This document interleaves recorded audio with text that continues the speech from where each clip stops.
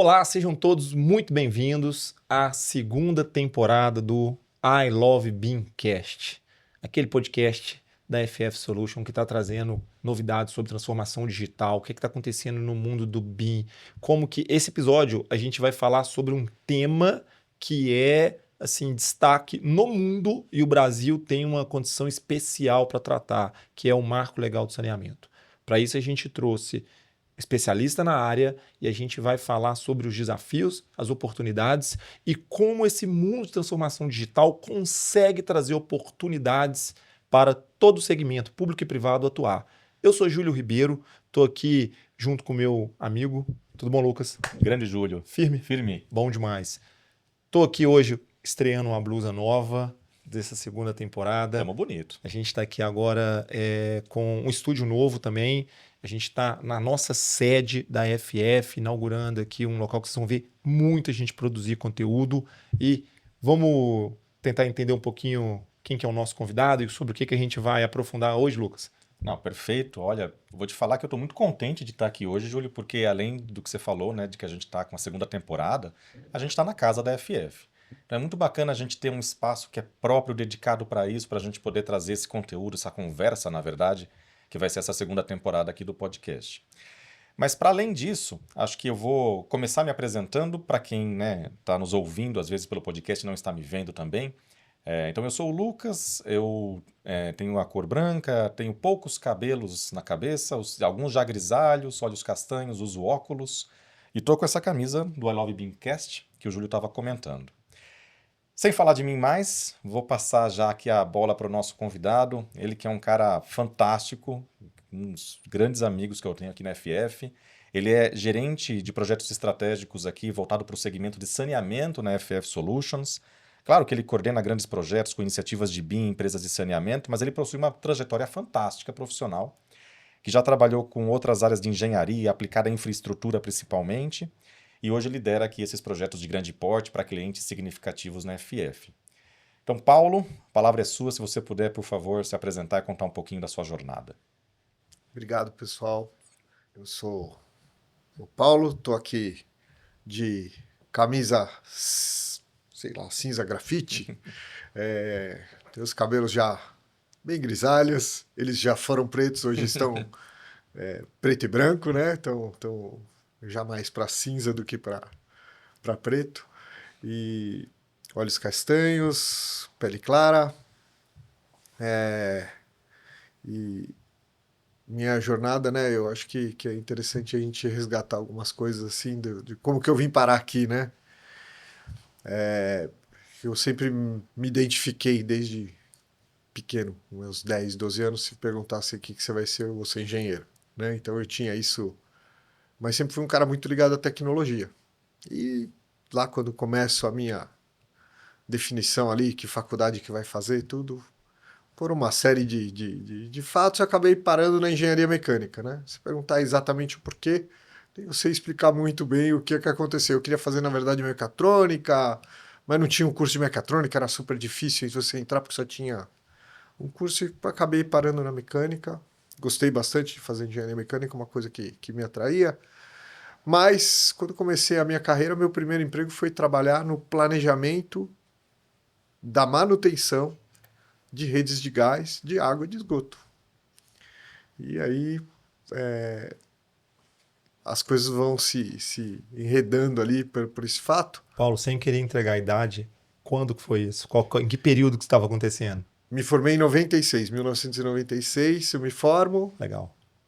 E fiz engenharia mecânica no Mackenzie.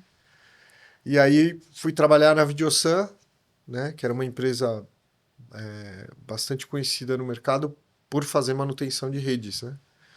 E aí entrou na Videosan e sempre puxando essa questão da tecnologia. Eu sempre gostei muito de tecnologia. Então eu fui um dos primeiros da minha turma a fazer um curso de CAD. Na época a gente trabalhou, eu fiz a faculdade ainda, era prancheta, né? Então assim, aprendi a desenhar na prancheta, desenhava super bem com nanquim e tudo, e fui um dos primeiros a fazer o curso de CAD. Aí depois do curso de CAD, né, quando eu comecei na Videosan, puxando essa questão, eu fui atrás de soluções tecnológicas, então a gente começou a trabalhar com os primeiros ERPs Olha. de manutenção focado para utilities, né?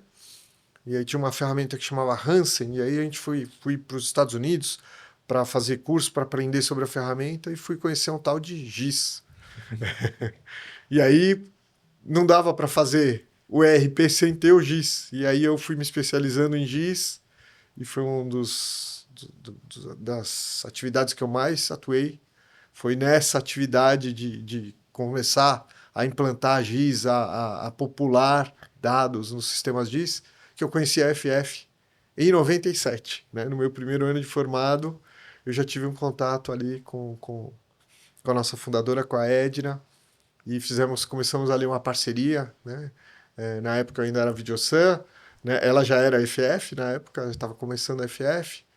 Poucos anos depois, eu trabalhando ainda na Videosan, surgiu uma oportunidade, eu fundei uma empresa que eu trabalhei, tive mais ou menos 15 anos, com a Vestec, me aprofundei muito em tecnologia para o mercado de saneamento. Né? Eu atuava basicamente em saneamento, e aí eu fui trabalhar com implantação de GIS, que era o carro-chefe da empresa, mas a gente trabalhava também com a parte de instrumentação. Fazia filmagem de tubulação, fazia medição de vazão, medição de pressão, diagnóstico dos sistemas. Aí comecei a trabalhar bastante com modelagem hidráulica. Né? Então foram coisas que eu fui desenvolvendo ali durante aproximadamente 15 anos. Né?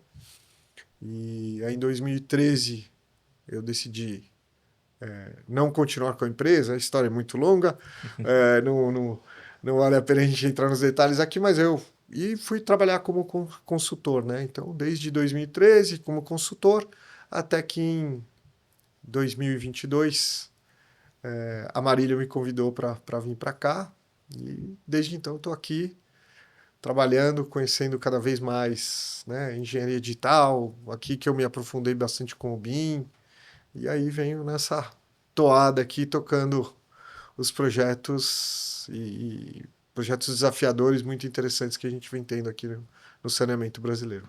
Antes da gente aprofundar no tema, que é marco legal, tô vendo aqui a sua história, Paulo, e ela se conecta com um período, talvez... Eu sempre gosto dessa período pré-anos 2000, final da década de 90, a gente tem também a chegada dessa virada de chave do analógico para o digital. É onde eu começo a ter o início da computação sendo mais acessível nas corporações, nas empresas, né? Essa transição, a necessidade de novos profissionais, de novas competências, e aí você tem uma visão muito dedicada a uma área de atuação. Você viveu ciclos aí, né? Uhum. O mundo pré-digitalização, estamos ainda num período de transição ou ele já está mais avançado? Como é que você vê isso? Ainda tem muita lenha para queimar para a gente poder falar que o saneamento está conseguindo atuar com as boas práticas da tecnologia disponível? Eu vejo assim, o saneamento, ele sempre correu atrás dos demais, né? Ele nunca foi carro-chefe para essas questões. Tem uma questão meio histórica nisso, né? Porque ninguém entra na faculdade, né? E meu sonho é trabalhar com saneamento. É muito difícil, né? A pessoa até essa, porque eu falei, quero ser engenheiro, mas alguém entrar e falar assim, quero trabalhar com água e esgoto. Não é uma aptidão normal, né? Então você acaba indo para o setor, mas é um setor apaixonante. Muitas pessoas que trabalham, que eu conheço, que estão no setor e não trocam por nada, né? Uma área que te traz um propósito muito legal de atuar. Mas essa transformação, ela é muito lenta no saneamento, né? Então, o saneamento, se a gente pegar, assim, os principais, o CAD, né? Então, muitos mercados já tinham o CAD arraigado, já era uma realidade. Uhum. No saneamento, a gente brigando ali, muita gente ainda usando planta em papel, né? No campo, para a gente levar um tablet, né? Ou até a consulta no celular, demorou bastante. Tem muitos lugares ainda que não utilizam isso. Então, o saneamento é uma área tipicamente atrasada em tecnologia, né? Nos últimos anos, eu acho que isso vem tendo uma aceleração da gente chegar mais próximo do que tem a realidade. mas a gente ainda tem uma realidade atrasada, principalmente no Brasil. Fora do Brasil, isso anda a par e passo com outros mercados de engenharia, né? Então, existem tecnologias muito avançadas para o saneamento, mas aqui no Brasil a realidade é da gente estar atrasado. Boa. Acho até que nesse contexto, né, que você está trazendo da realidade do Brasil, vale a pena a gente colocar um ponto de conversa que é o marco legal do saneamento aqui no Brasil, né? A gente ouviu, principalmente na época da discussão e da aprovação, né, no Congresso Nacional, muita notícia sobre isso, depois deu uma sumida, né, no noticiário, às vezes a gente vê alguma coisa. Queria entender contigo, Paulo, assim, o que é o marco legal do saneamento, o que ele traz para o Brasil, que possibilidades, ou ele não trouxe possibilidades ainda, já temos avanço ou não temos? Como é que você vê essa questão? Posso contar uma historinha? Por favor. Eu acho que a gente falar do marco legal do saneamento, com o destaque que ele tem recente, é empobrecer um pouco a história do que está vindo no marco do saneamento. Então a gente tem que olhar para a história, né? Eu gosto de ir lá para 1850, 1870, né? Lá para trás, sistema de saneamento no Brasil é o que eu brinco que era CFP, chafariz, fossa e pinico. Acabou. Era isso, né? Então a gente tem ali para essa época os relatos, né? O sistema de saneamento era isso.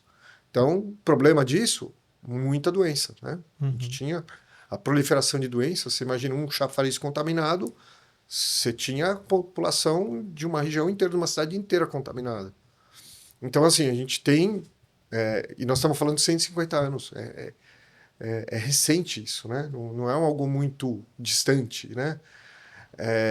Aí quando a gente chega lá para o final do 1890, começa a formação de algumas empresas privadas, né?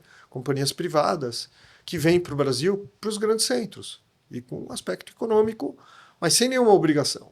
Então surge lá a Companhia Cantareira de Águas, que é a primeira companhia de águas aqui em São Paulo, tem companhia do Grão-Pará, que era em Belém, que era um centro extremamente forte na época, né, moderno, que estava surgindo naquela ocasião. Então surgem essas companhias, né, nas principais cidades. O resto não tinha, continuava com uma estrutura precária. Lá para 1930, surge a primeira, 1934, se não me falha a memória, a gente tem o primeiro Código de Águas, onde surge um primeiro decreto para falar, olha, as águas brasileiras, né, mares, rios, lagos, são de uso público e são da União. A União é dona de tudo que é água.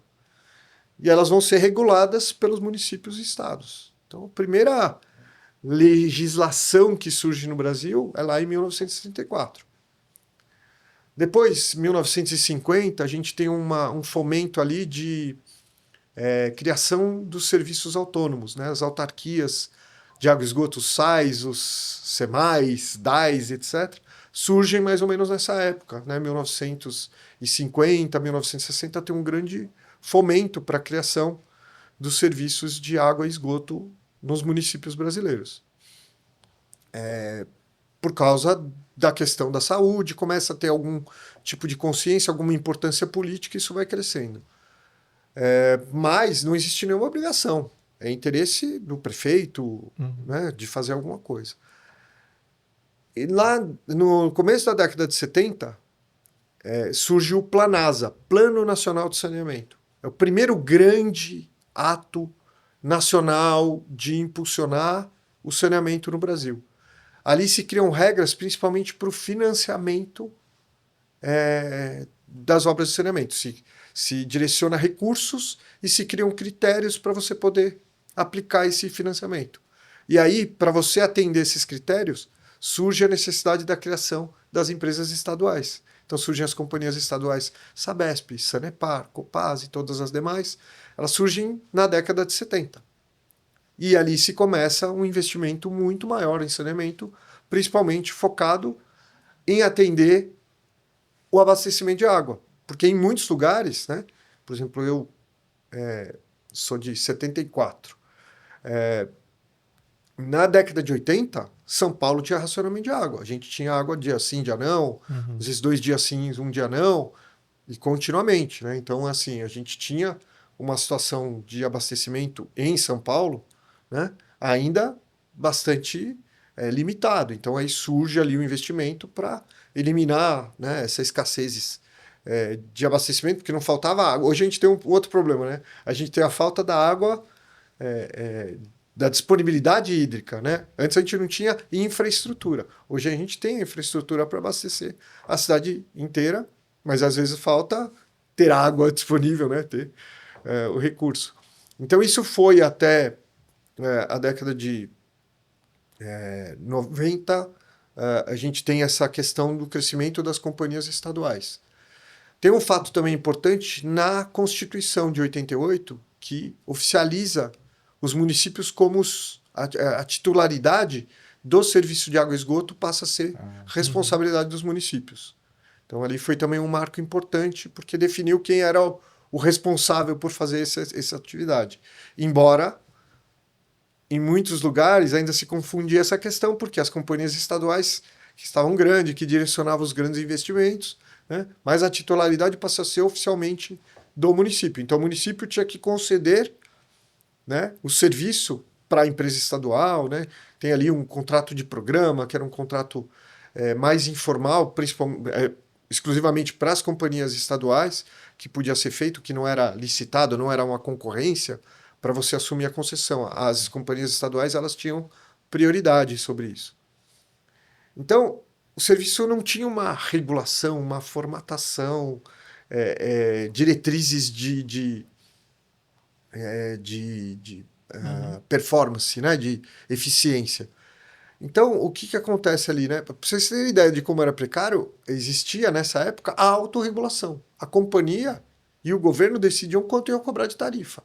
E aí você tinha os dois problemas. Ou às vezes cobrar demais, mas o principal problema era cobrar de menos. Por quê? Porque politicamente você aumentar a tarifa era ruim. Só que a empresa passava a ser deficitária. Então se segurava a empresa deficitária para não gerar um desgaste político. E aí as empresas começaram a se endividar e ter uma série de fatores negativos em alguns centros, né?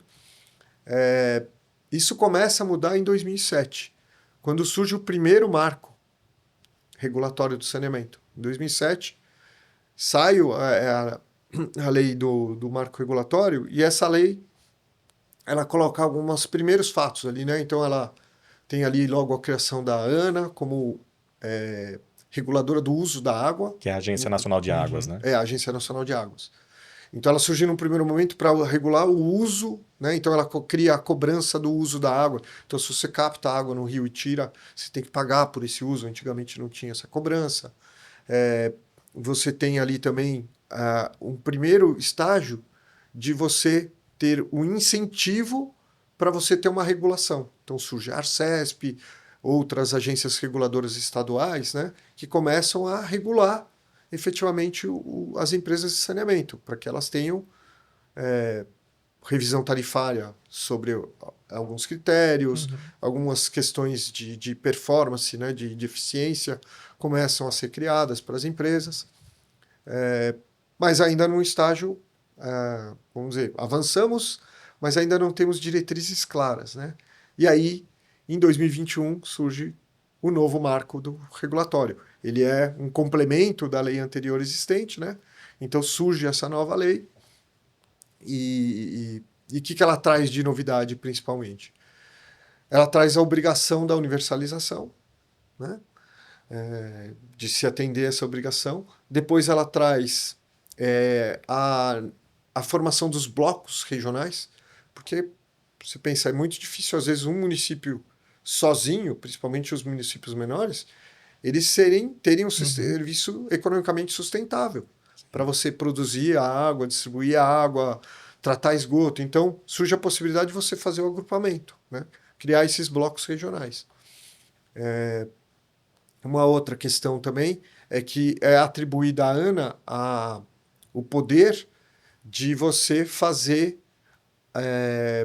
normas de referência nacionais. Então, isso é uma questão importante para a gente começar a impulsionar as obrigações de eficiência, de regras, por exemplo, da revisão tarifária, do controle de perdas, né? Do que precisa, de como tem que ser o tratamento do esgoto em termos de qualidade final do efluente, né? Depois do tratamento. Então você começa a ter impulsionamento de como o serviço tem que ser. Não é mais uma autorregulação, você começa a ter regras para as empresas de saneamento no Brasil. Isso impulsiona muito, né? Quando a gente começa a ter essa firmeza de legislação, isso dá segurança jurídica para a gente começar a ter a entrada do capital privado, né? Então, a gente vê nos últimos 15 anos, principalmente, o crescimento da participação, né, das empresas privadas dentro do saneamento. Então, esse marco regulatório traz assim essa questão, né, da entrada das empresas privadas. E o último ponto da questão do novo marco regulatório que é importante, a mudança do tipo de contrato. Então, a gente tem a mudança do tipo de contrato que poderia ser feito, porque antes, que nem eu comentei, você tinha o contrato de programa. Agora não, todos os contratos obrigatoriamente de concessão eles têm que ser licitados. Não tem mais privilégio para uma empresa estadual. Então você põe as regras da concessão e aí você põe, né? Então tem agora famosos lá, você vê o pessoal na bolsa lá batendo martelo de que houve uma privatização, de que teve a concessão do serviço para alguém privado ou não, né? Mas agora, obrigatoriamente, você tem que ter o contrato de concessão licitado. Muito bom. Uma questão que eu estava lendo aqui na minha cola, Paulo, estava falando aqui, né, que o Marco Legal estabelece a meta de 99% da população com água potável e 90% de coleta e tratamento de esgoto até 2033, que me parece uma meta ousada, ouvindo a tua história e como que o saneamento evoluiu dentro do Brasil nos últimos anos, né, voltando até 1850 que você trouxe, parece uma meta ousada. E quando eu falo, será que ela é atingível? Então, nesse contexto, eu queria entender contigo quais são os principais gargalos, né, os principais pontos de dor, os desafios estruturais que nós temos para que esse tipo de meta possa ser atingido, ainda mais nesse horizonte até 2033. Vou dividir a resposta em 6. Vamos lá. Tá? 6 aspectos que a gente vai ter. O primeiro aspecto é o mais visível, é o financeiro, né? Então, se estima aí que a gente precisa de investimentos da ordem de 600 a 800 bilhões para a gente atingir essa meta de universalização. Então, se a gente pegar a média histórica brasileira, que assim, nos anos que maior investimento teve antes do marco regulatório, tinha sido 12, 14 bilhões, se eu não me engano. Então, você tem aí, para você atingir esse número, você teria até 2070, 2100 para você atingir essa meta de universalização. Aí a importância do marco regulatório é você acelerar isso, né? Lembrando que saneamento salva muitas vidas, né? Então, quando a gente tem esse gargalo financeiro, é priorizar a questão financeira.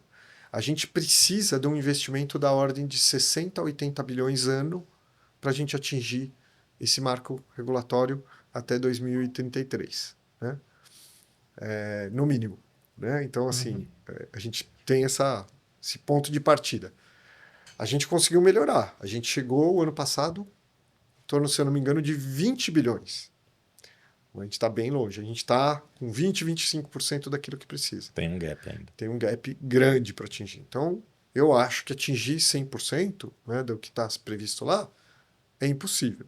Mas, nos grandes centros, né, nos lugares mais desenvolvidos, tudo, a gente vê movimentos bastante estruturados, né, onde a gente acredita que isso vai acontecer.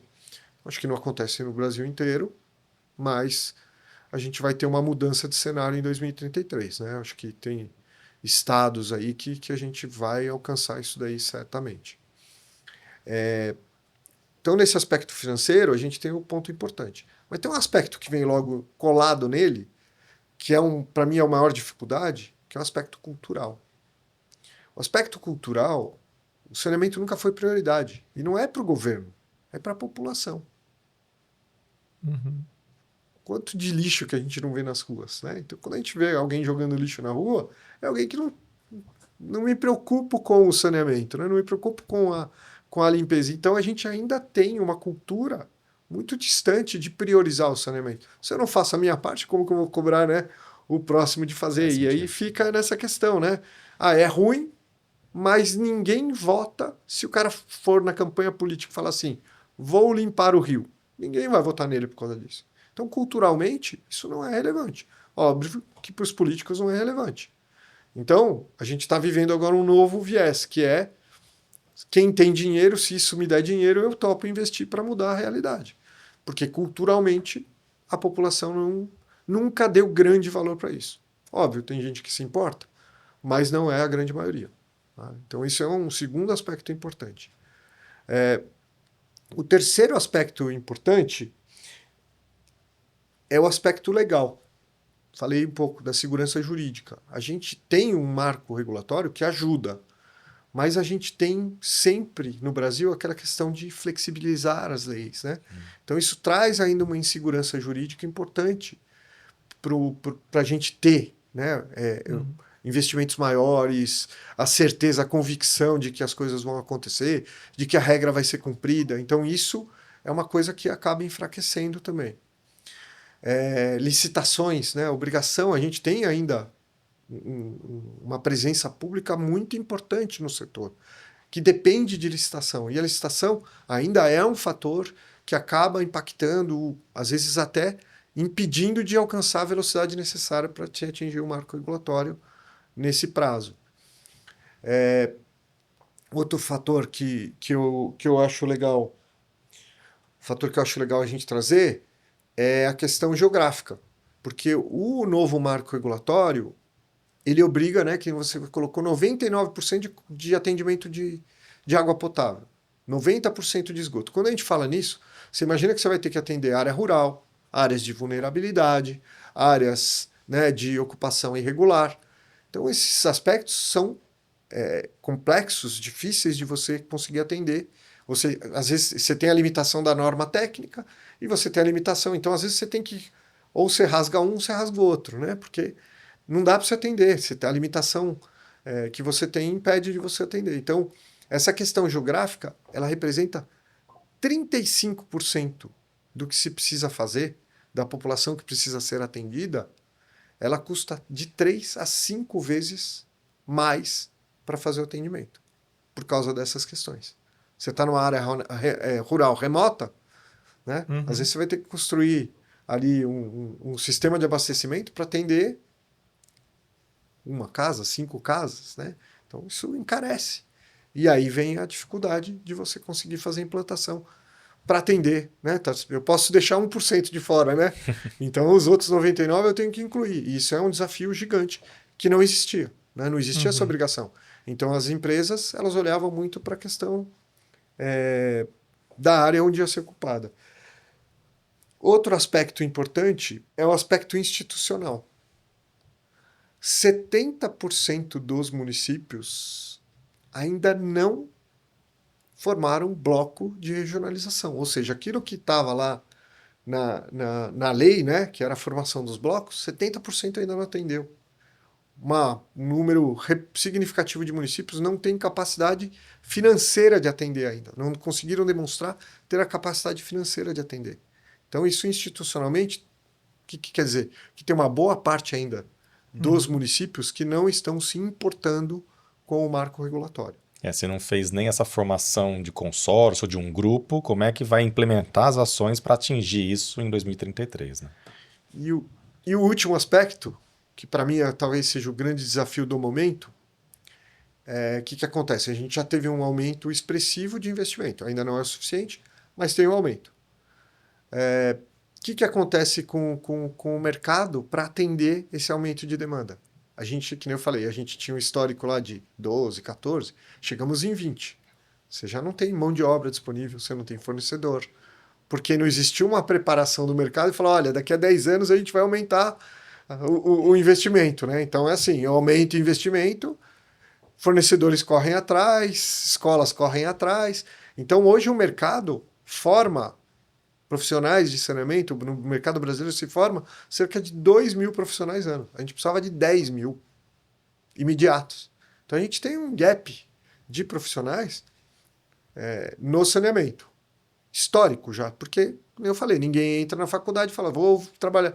Então, você atrai, e quando você tem os destaques, os melhores, eles são sugados para a área de óleo, gás, né, que são áreas que têm muito mais investimento, rodovias. Então, você tem profissionais que saem do saneamento porque vão para áreas que têm melhor reconhecimento, têm mais investimento, e você não está repondo ainda aquele gap que você já tinha. Então, fornecedores a gente não tem, e mão de obra a gente não tem. Esse é um gargalo que é o grande desafio do momento. Gostei, eu fui tomando nota aqui dos 6 tópicos que você falou. Ó. Uma questão financeira, cultural, legal, geográfica, institucional e essa Engenharia, que eu chamo. Questão da engenharia. a questão da engenharia. O que poderia ser uma ação adicional para apoiar, lidar com esses desafios aqui? Me parece, só é uma reflexão e aí vai virar uma pergunta. Dentro desse grau de investimento, não daria para considerar ou não está considerado a formação, a parte de cultural, que você falou, uma cultural barra educacional? Porque se eu tivesse me preocupado a formar lá na década de 70, década de 80, consciência disso, disciplina, quando eu falo escolar, ensino médio, universitário, formação, eu estou impactando uma próxima geração de profissionais, de valorização e até de gestores, né? Essa geração hoje está sentado nas cadeiras tomando decisão.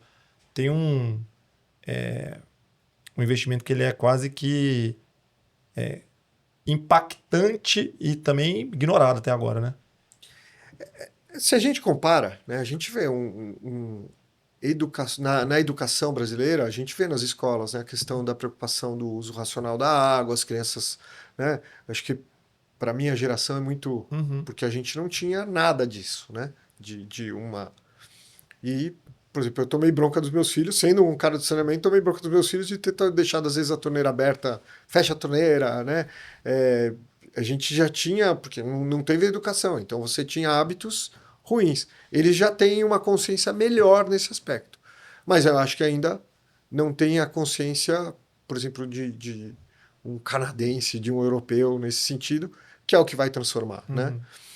Então eu acho que assim, esse investimento, esse investimento que eu comentei, né, ele é muito da infraestrutura mesmo, para de você lá construir rede de água, rede de esgoto, estação de tratamento. Esse investimento, ele é muito caro. E existe um outro papel social que tem que ser feito, né? Que eu acho que ele vem sendo feito, mas ele ainda é pouco absorvido, né? Ele é pouco aplicado. Basta a gente ver quando a gente tem uma grande chuva aqui na cidade, a quantidade de lixo que você vê boiando na cidade, né? Então, a consciência ainda ela está distante e vai ser um investimento de longo prazo. Pra gente, você tem que mudar a geração, né? Uma geração que passou da época de formação, ela não vai absorver isso, ela já criou hábitos, já tem. Então, a gente tem que trabalhar muito na próxima geração e na próxima para ir aprimorando isso daí. Bom, junto com essa nova geração, vem novas tecnologias. O modo de fazer está se acelerando absurdamente, né? Até as capacidade de planejar e simular cenários. Você comentou, Paulo, quando você começou a falar as datas aqui, eu fui fazendo um paralelo. Você falou 1870, ali, né? Final do século XIX, todo marco que você tem. Eu vou pegar aqui um texto que você falou do GIS, né? Dos mapas. A história do Jon Snow. É a história do o surto de cólera em Londres. E é uma questão de saneamento, mas não se sabia até então o que era. E aí um médico sanitarista tem uma um insight, acaba que ele traz técnicas de sobrepor informação, onde as pessoas morriam, onde elas consumiam água, onde que elas moravam, e começa a trazer assim, o primórdio de um cálculo, de um algoritmo para entender a centralidade e a área de influência que espacialmente poderia influenciar, identificar qual era o problema. Com isso ele descobre qual que era a bomba d'água que estava contaminada, e ali surge o saneamento, a epidemiologia e o GIS estão conectados desde a origem.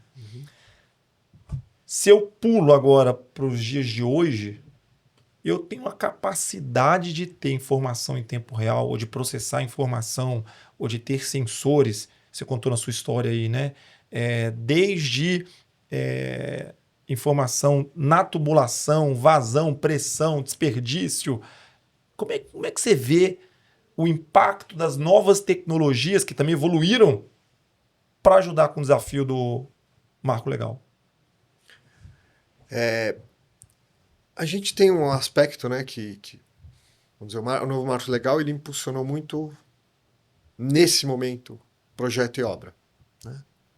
Então, acho que a gente tem que pensar necessariamente no uso da tecnologia para projeto e obra. Tá? Então, acho que vou centralizar ali porque é amplo, óbvio, tem coisas ali para frente? Tem. Mas a gente precisa olhar para aquilo que vai ser imediato. No imediato, o que a gente tem? A gente tem ferramentas hoje, né? Quando a gente fala, nas minhas apresentações, eu sempre falo, até o momento, né, antes da gente entrar em BIM, projeto é desestruturado, porque CAD é linha, ponto, texto. Né? A gente não tem estrutura de dados, tem linha, ponto, texto, é caótico. Né? Então, eu escrevo desse lado, você escreve desse lado, eu ponho uma linha aqui amarela, você põe a linha... Aí, por exemplo, o que existia de padrão? Vamos todo mundo usar o mesmo layer, o mesmo tipo de linha, a mesma espessura da linha, a mesma cor da linha. Mas cada informação. Né? Então, quando a gente traz o BIM, a gente traz um fator, e os projetos em BIM, né? Quando a gente fala etapa de projetos em BIM, a gente traz um fator super importante, que é a gente estruturar as informações. Então a gente começa a estruturar, a gente cria padrão. Quando a gente cria padrão, a gente pode sistematizar. Quando a gente sistematiza, a gente pode fazer automação. Quando a gente fala em automação, a gente está falando em potencializar, né, questões, por exemplo, eu não tenho mão de obra, que nem eu comentei. Então, se eu tenho menos mão de obra, eu consigo automatizar e precisar de menos mão de obra. Né? Então, eu posso diminuir a quantidade de mão de obra que eu vou usar. Eu posso... trabalhando nesses processos, eu posso trazer questões como colaboração. Né? A colaboração ela é um elemento fundamental no saneamento para você encurtar os tempos de entrega. Né? O tempo de projeto, o tempo de obra, a gente consegue encurtar. A gente tem evidências de coisas que antes demoravam 2 anos para fazer e hoje são feitas em 6 meses. Então você tem esse encurtamento comprovado já, graças ao uso da tecnologia nessa etapa de projeto e na etapa de obra. Outro ponto que é importante também é a capacitação. Antes você precisava que a pessoa fizesse, por exemplo, uma faculdade, 5, 10. Hoje a gente consegue levar conhecimentos específicos que ela consegue entrar produzindo já de uma forma muito mais ágil, né? Graças ao uso de tecnologias, né, que vão permitir um processo mais ágil, mais rápido de tomada de decisão. E o ponto final, que eu acho que é o mais importante, né? É a tomada de decisão baseada em dados. Né? Eu vivi muito a tomada de decisão baseada em sentimento, em experiência. Né? Óbvio, você tinha mentes brilhantes que, de fato, construíram né, os sistemas fantásticos graças à capacidade deles. Mas aí você está sempre limitado à capacidade individual de alguém. O que a gente consegue fazer com a decisão baseada em dados? Você consegue ampliar, você consegue ter mais pessoas tomando decisão, vendo qual a melhor solução de projeto, vendo qual a melhor solução na obra, né? E você ter a expansão, o crescimento que a gente precisa de uma forma muito mais viável, econômica, trazendo performance, né? A gente teve muita obra de baixa performance. Coisa que eu gosto de falar, né? A gente tem sistemas de baixíssima eficiência no Brasil, sistemas de saneamento. Todo mundo, vocês ouvem falar, né? Tem 40% de perda, tem 50% que são sistemas de baixa eficiência. São sistemas que foram concebidos, projetados e construídos de maneira ruim. Ou são operados de maneira ruim. Mas a gente tem muito problema estrutural ali nessa concepção que a tecnologia nos ajuda a impedir pela tomada de decisão baseada em dados na hora de você construir ou projetar. Muito bom. Uma coisa que você estava falando, eu já vou até pegar um gancho do que você trouxe, Júlio. Você teve uma carreira e uma experiência grande trabalhando com sistemas de informações geográficas, com GIS, que é muito forte no saneamento, né? Historicamente foi quando a gente fala de ativos que são espalhados no território, né? Que não ficam concentrados num único ponto. Então o GIS acabou assumindo um protagonismo no saneamento que eu acho que já se consolidou, não é uma dúvida que é necessário e tudo mais. E a gente vê cada vez mais agora, como você trouxe, essa necessidade pelos benefícios que traz do BIM também para essas empresas de saneamento, para esse segmento, para esse universo. O que você tem visto já ou tem trabalhado quando a gente fala da conexão entre eles? Quando a gente está falando de GeoBIM, uma iniciativa que já tem trazido resultado, ou trazido algum benefício, ou que você tenha visto, que traz os benefícios de um e os benefícios de outro para uma tomada de decisão, para subsidiar um norte para um projeto, para um contrato, alguma coisa assim. Aprendi um pouquinho com um cara chamado Lucas Tafarello, você conhece? Então, que a gente, acho que você tem um aspecto bastante importante, que nem eu falei, né? Você tem, historicamente, dentro da engenharia, dados desestruturados. De novo, linha, ponto, texto, né? E aí, a gente começa a estruturar esse dado. Então, primeiro, né, esse aspecto, linha, ponto, texto, ele nos impedia de você conectar com aquilo que estava na operação. Então, necessariamente, quando eu fazia a transição, as informações nascem na engenharia, no projeto, na concepção, na obra. Quando eu fazia essa transição, eu tinha retrabalho. Porque daí eu vou trabalhar com um sistema GIS, eu vou trabalhar com um sistema ERP, eu vou trabalhar com um sistema SCADA, e eu preciso reinserir aquela informação de uma forma estruturada, porque todos esses sistemas utilizam um banco de dados relacional, né? Então eu preciso estruturar a informação para estar lá. Então eu pegava lá do CAD e lançava de novo. Pegava do CAD, lançava de novo. Quando a gente traz o BIM, a gente começa a conectar esses universos. A gente começa a ter fluxos de informação. Então a informação ela começa a fluir de um lado para o outro. A gente vai tendo novos desafios graças a isso, né? Verdade. Então, por exemplo, um dos desafios que a gente vem enfrentando é que um nasce numa referência geográfica, quando você vai encaixar lá no GIS existente, ele não encaixa, né? Então você tem que começar a pensar na convergência da origem dos dados ali, né? Também pensar em como eu posso, né? Ao invés de fazer um trabalho de um lado e refazer do outro, como eu posso fazer o trabalho uma vez só. Eu fiz um projeto em BIM, como eu consigo pegar aquele BIM e simplesmente publicar dentro do GIS, né? Ou levar essa informação de uma forma totalmente automatizada para aqueles sistemas de fim, né? Eu não preciso reinserir o dado, eu não preciso retrabalhar o dado. Então essas iniciativas de GeoBIM, elas têm permitido a gente fazer essas integrações, né? Então a gente vem trabalhando com isso, por exemplo, na Sabesp a gente teve aí alguns cases bastante interessantes, né, desse tipo de integração.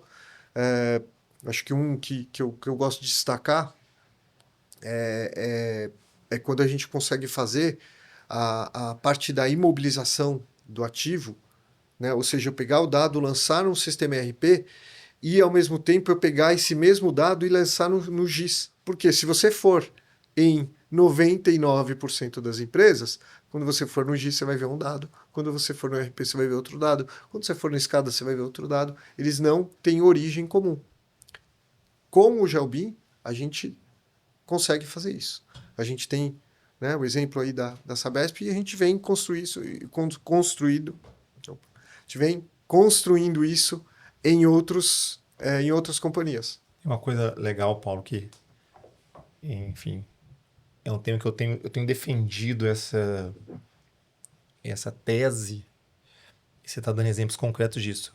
O BIM, o GIS, o BI, o IoT, o IA, todas essas sopas de letrinhas têm uma letrinha em comum. O I. E se eu supero entender o I como informação e passo a entender o I como integração e como inteligência e integração inteligente de informação, eu estou indo para a dimensão de ter essas dinâmicas de fluxo contínuo de informação, de dado, tomar decisão, para entrar numa pergunta que é predição. Né? Eu parar de ficar só olhando para a série histórica e começar a tentar ter simulações preditivas do que eu estou fazendo, que é o suprassumo do planejar. Né? Monitorar em tempo real e qualquer desvio de variáveis que a gente não controla, projetos complexos, variáveis a uma questão ambiental que não estava prevista, há uma questão demográfica que não estava prevista, há uma questão econômica que não estava prevista, qualquer elemento desse, eu consigo fazer simulação. Como é que você vê a capacidade de integração dessas informações para o segmento de saneamento? Quão desagregado ou integrado está essa camada? Vamos dividir em duas partes. A primeira parte, tecnologicamente falando, está pronto.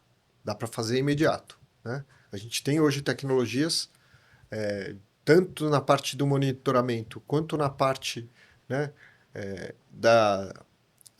do software, né, do hardware software, para você conseguir fazer isso funcionar. O grande problema são os fluxos de informação. Os fluxos de informação ainda não são efetivos para você chegar nesse estágio. Então, a gente tem no saneamento excelentes sistemas supervisórios. Né? Então, você tem ali o dado em tempo real. Não estão ainda com uma conexão de GIS, de ERP ainda efetivas, né?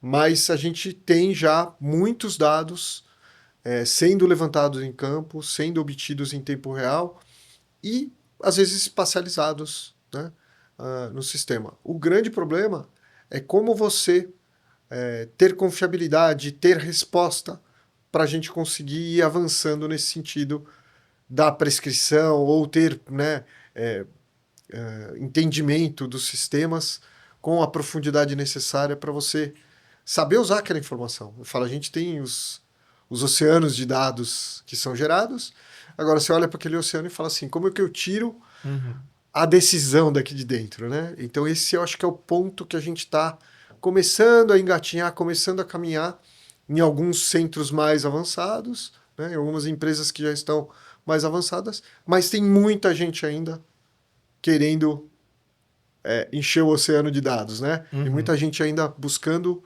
informação. O saneamento, acho que ele está muito nesse passo, mas tecnologicamente dá para chegar na prescrição já. Você consegue, você tem sistemas que permitem você falar assim, olha, está acontecendo, vai ter um evento na cidade, então eu vou ter um aumento da demanda em determinada região, eu preciso, vamos dizer, redistribuir o balanço hídrico para atender melhor aquela região da cidade com mais água, então vou aumentar o nível de reservação nos reservatórios que abastecem aquela região, né? Porque ali vai mudar o comportamento típico. Então isso a gente já tem tecnologia para fazer. Eu acredito que isso vai vir não num horizonte tão distante quanto parece. Muito bom. Fechou. Eu acho que o nosso amigo Eduardo aqui já deu um sinal para a gente que nosso tempo está indo para o fim. Quando a prosa é boa, passa rápido. Acho que chegou aquele momento da pergunta de fechamento nossa aqui. Primeiro, Paulo, obrigado pela aula, pela explicação, pela profundidade. Dá pano para mais manga aqui para a gente aprofundar. Deu para ver que conhece um pouquinho só, né? Conhece pra caramba. Mas a gente gosta de fazer uma pergunta aqui, que essa pergunta ela é para trazer um grau de insight, um grau de preocupação para o que é além do óbvio. que na sua experiência, é importantíssimo estar se preocupando, ou pode ser algo muito impactante que tem pouca gente percebendo, pouca gente tratando, sabe? Aquela coisa que, assim, tá emergindo, você tá vendo e fala, cara, não tem ninguém falando disso, tem pouca gente falando sobre isso. E tem uma oportunidade ou tem um problema enorme chegando. Você tem algo pensado sobre isso? Sim, acho que até a gente já viu esse filme, né? Eu falei, lá na década de 70 começou a vir investimento, construíram sistemas de abastecimento, né? Então o foco era rede, reservatório, estação de tratamento de água.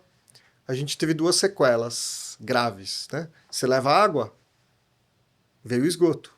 Não estava preparado, um aumento exponencial da poluição. Outra questão, sistemas construídos sem uma grande preocupação com o futuro, sistemas extremamente de pouca eficiência, baixa eficiência, perdas de 40%, 50%. A gente está vivendo outro boom de investimentos. Vamos ter a universalização, se vai ser até 2033, mas que não seja até 2033, até 2040, vamos falar, o que vai acontecer ali? Né? A gente vai ter uma quantidade de ativos, a gente está falando basicamente em dobrar os ativos atuais, né? Uhum. Então a gente dobra a quantidade de ativos que a gente tem e a gente não tem ainda um sistema de gestão de ativos efetivo. Então a gente vai ter sistemas com 50% mais velhos, né? O 50% que já existe vai estar mais velho, então ele precisa ser renovado, ele precisa ser atualizado, e a gente não vê movimentos de renovação de ativos em nenhum centro brasileiro, né? Então os movimentos de renovação de ativos ainda são bem pontuais, reativos, né? Uhum. Tive um problema, tive um rompimento, ali eu tenho um problema recorrente, ali que eu vou atuar, mas eu não estou fazendo uma gestão efetiva desses ativos para saber aonde eu tenho que investir. Sistema de saneamento, ele tem os fatores, né, que impactam diretamente. Você tem um dinamismo urbano de verticalização, de mudança de comportamento, né? A cidade estava desenvolvida para um lado, daqui a pouco acontece alguma coisa, constrói uma estação de metrô, muda para o outro lado. E esse dinamismo, né, ele impacta diretamente. Você tem a questão da mudança climática, que impacta diretamente o saneamento. E a gente não vê grandes movimentos para se preocupar com a gestão de ativos da forma como a gente vê fora do Brasil, como nos Estados Unidos, na Europa, né, de grandes investimentos em renovação de ativos. Então, esse investimento que a gente tem hoje para construir, ele tem que permanecer para se renovar, para melhorar a eficiência dos sistemas. Então, eu acho que uma visão que a gente tem que ter é que nós não encerramos em 2033, né? A gente vai continuar com um desafio muito maior do que tem hoje. São movimentos em, no mínimo, 3 ondas diferentes. Há uma necessidade de expansão, há uma necessidade de melhoria do que já está funcionando, né? Aperfeiçoamento, e você está trazendo um tema que é o de manter preventivamente, não esperar dar o problema e só ser reativo, né? O cuidar do ativo naquela curva que é antes dele virar um problema, é mais barato fazê-lo antecipadamente. E aí isso está distribuído também de maneira heterogênea no território brasileiro, né?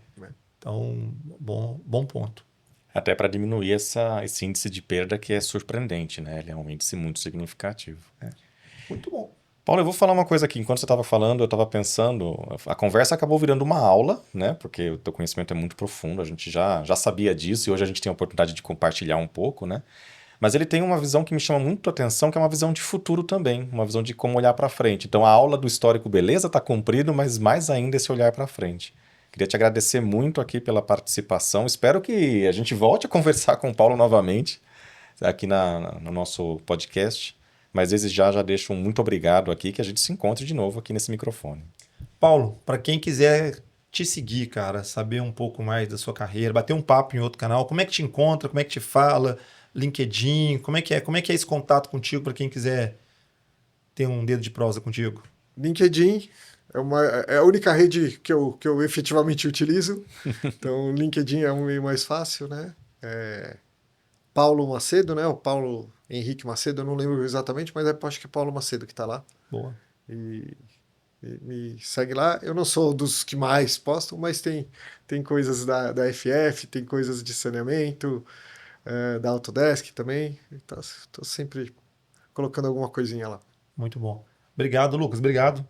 Mais um episódio. Quer despedir, Paulo? Quer falar mais alguma coisa? Não, Deixar só uma mensagem? agradecer a oportunidade, né? Incentivar as pessoas que venham para o saneamento, que apostem a carreira no saneamento, porque é gratificante. Você quer receber currículo, Paulo? Tá, é a hora, cara. A gente vive um momento do setor que precisa de gente, né? Não precisa ser para a FF, não precisa ser para mim, mas para o segmento certamente, né? Eu acho que é uma coisa muito legal para os mais jovens aí apostar. É um segmento apaixonante, porque você tem um propósito muito, muito legal, que é você ver um rio ficar limpo, você ver, né, comunidades que viviam ali em cima do esgoto e passar a ter uma outra condição de vida graças ao saneamento. Então, é uma coisa que eu nunca imaginei no início da minha carreira e que hoje eu tenho grande, vamos dizer, satisfação da gente ver realizações aí depois de quase 30 anos de carreira, né?